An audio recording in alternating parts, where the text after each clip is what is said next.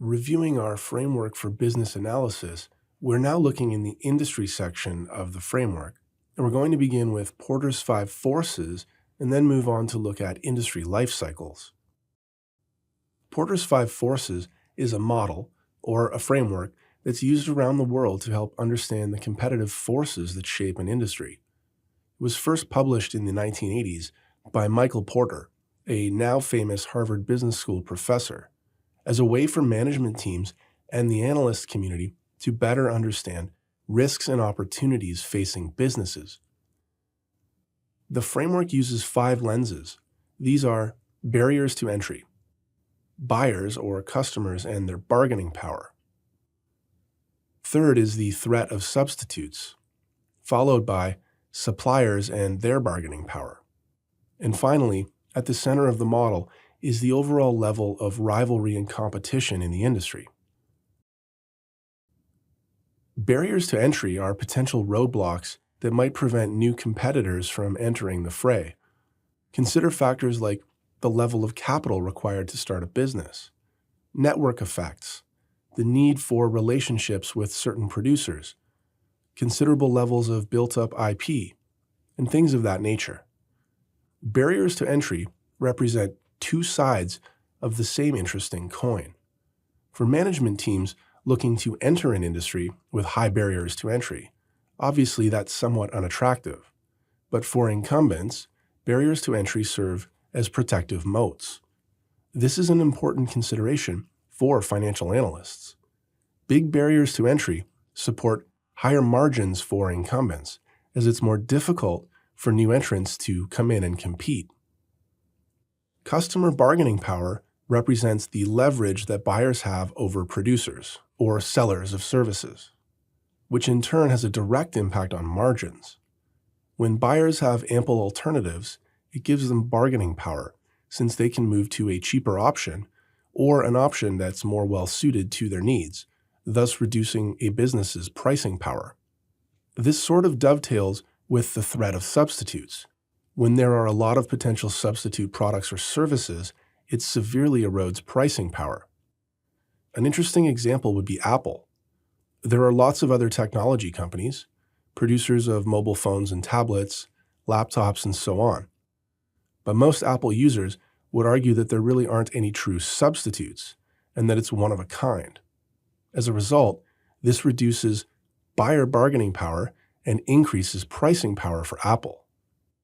Supplier bargaining power helps analysts conceptualize the level of difficulty a business might have in procuring inputs from a different vendor.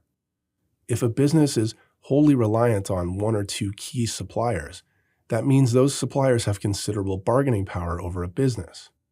It's one of the reasons supplier concentration is a big consideration for credit professionals and other financial analysts. High supplier bargaining power can put downward pressure on a firm's margins and can even impact its ability to operate at all. And finally, rivalry and competition in the industry represents the number of other players and the level of concentration. Think about it this way. In a highly concentrated industry, meaning that there are fewer players, but they're quite large, it's good to be one of those large players, since that firm should have lots of economies of scale and fewer competitors to contend with. But it's bad to be a smaller, new entrant in that industry, since management would be trying to compete against the big established players. In a more fragmented or less concentrated industry, there's more room for a business to differentiate through niche offerings or leadership in product development, allowing them to hopefully maintain some pricing power.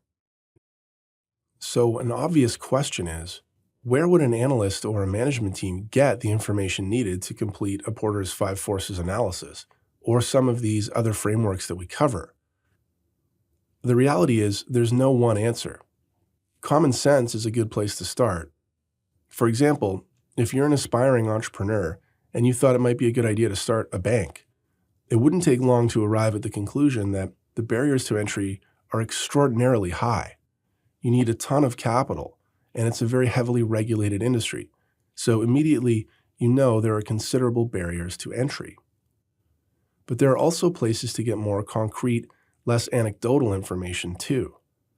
Management teams should be conducting their own primary market research, for one. There are also a number of industry research and data providers that exist and that are widely used by the analyst community. These have a wide range of themes and purposes.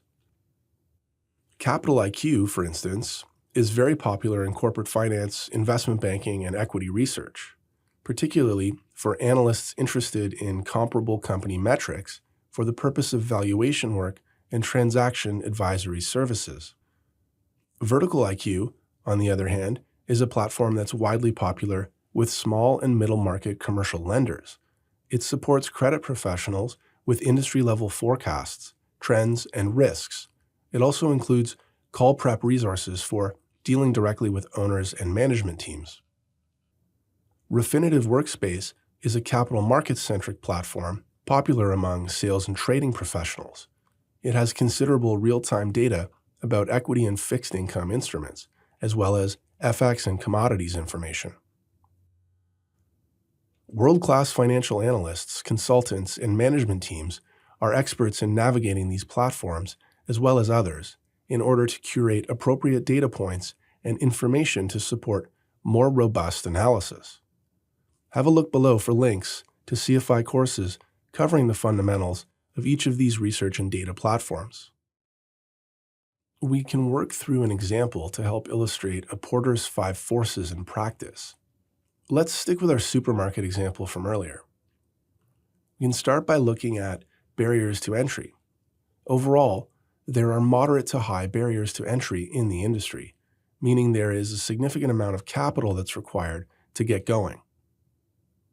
Think about inventory and the cost of a prime location that's large enough to run this type of business. It's not nearly as expensive as starting, say, an airline, but the grocery business definitely has a moderate capital requirement.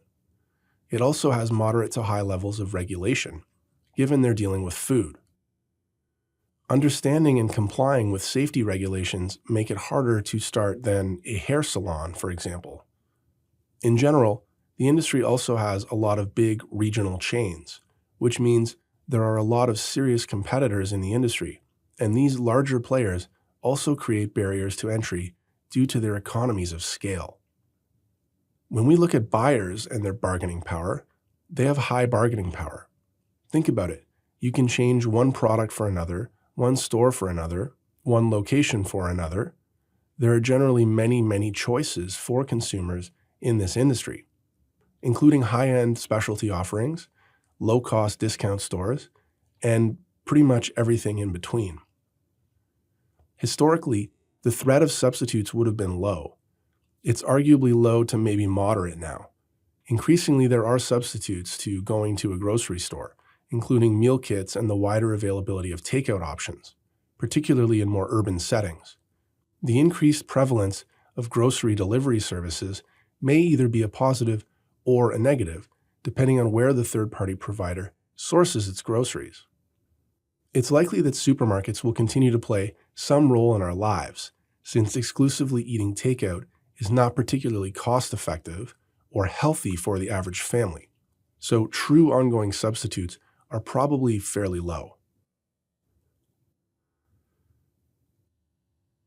When it comes to supplier power, grocery stores have relatively low bargaining power, unless they are truly a global or international grocer that would have some leverage with its suppliers. Consolidation on the food supplier side has outpaced that of the more fragmented grocery business, which has a lot of smaller and mid-sized chains. They really lack bargaining power with suppliers, as a general rule. Overall, market concentration is high, and the competition is also high. So when we take all of this together, it's definitely a challenging industry. And this is reflected in the margin structure of the grocery business. It's notoriously low as a result. Counterbalancing the low margins, however, is less sensitivity to economic cycles. Remember that supermarkets are a consumer staple business, so they're a little more stable than, say, high-end automobiles, which is a consumer discretionary business. These tend to have higher margins, but much greater sensitivity to cyclicality. As an analyst, you'll want to be considering all of this when you're building projection or valuation models, or when analyzing the creditworthiness of a prospective borrower, for example. Another conceptual framework that can help an analyst better assess how a business may fit into the scheme of things is by understanding the stage of its industry life cycle. Before we do, let me ask, what do these three industries have in common? Fax machines, DVDs, and newspapers. They are all industries in decline. Industries have life cycles, just like products and businesses. Now, there are many exceptions, but in general, the industry life cycle typically looks something like this. We have a launch phase, followed by growth. You might even break this up into early and later stage growth. Shakeout is a period where a lot of established players are nearing their peaks and still enjoying relatively attractive margins. Some players will try different new things and fail or get consolidated. In other words, they'll shake out. Then comes a maturity phase where revenues stabilize before ultimately starting to decline. Growth has hit its peak, more and more consolidation is going on, and much less innovation is happening. Then, finally, industries start to decline. And here, there's generally a lot of consolidation. In fact, buying competitors or merging with them may be the only way to stay viable, since industry-wide revenue is declining rapidly, and organic growth is basically impossible. If we plot industry profits over this, you'll see it's negative early on, before peaking in the shakeout phase and eventually declining. Interestingly, cash flow charts a similar course, but it lags profit. And this makes sense. Cash investments are required through the launch phase to actually build the industry infrastructure. Then, as an industry grows, there's constant reinvestment to ensure continued growth. So cash flow tends to lag profits through to maturity, where investment in growth becomes minimal. So even though margins start to decline, cash flow tends to be quite strong. When analyzing a business, understanding where the industry is in its life cycle, or rather trying your best to predict it, is really important, since this too will inform your projections. A company operating in an industry that's in decline should not be projecting significant organic revenue growth, for example. However, that same business should be making considerably less investment in R&D or in capital assets than it would if operating in a growth industry. So cash flow could still be strong and relatively predictable. Industry research providers will typically include information and data in their reports to support your assessment of an industry's life cycle stage. When taking a top-down approach like we have here, starting with the business environment, then working our way down to a specific industry, we eventually need to analyze an individual company. This is, after all, the role of many financial analysts, to understand a company inside and out, whether that's as an equity researcher trying to assign a fair market value to the firm's shares, as a credit professional trying to assess creditworthiness, or as a member of the finance team internally considering strategic growth initiatives. To be clear, CFI has dozens of courses dedicated to analyzing a business, presented from all these different perspectives and in considerably more detail. These are available to CFI members by way of subscription access to our curriculum library. We have courses on financial analysis, company valuation, financial modeling, assessing credit risk, analyzing management teams, and many, many more.